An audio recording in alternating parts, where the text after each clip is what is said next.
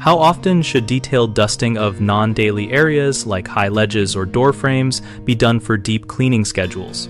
For most homes and light commercial spaces, we recommend assessing 3 factors: visible buildup, occupant sensitivity such as allergies, and traffic patterns near those surfaces.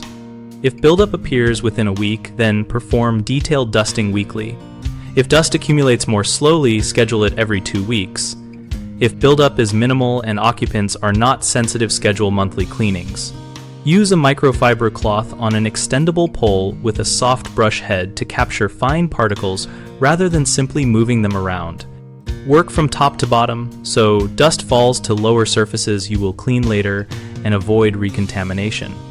For corners and moldings, use a thin paintbrush or a lint-free cotton cloth wrapped around a flat tool to get into crevices, and finish with a vacuum fitted with a soft brush attachment to remove loosened dust. Keep a simple log noting the date, observed buildup level, and any occupant complaints so you can justify increasing or decreasing frequency.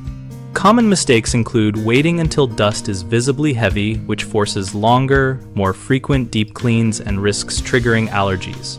Solve this by regular, quick spot checks each cleaning visit to determine cadence.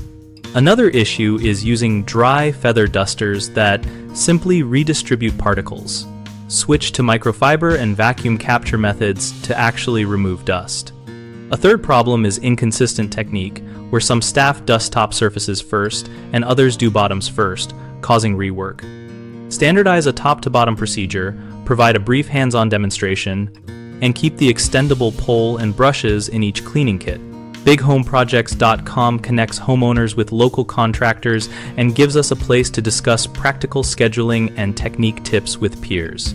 We help contractors find work by letting them showcase services and engage in the site discussion community.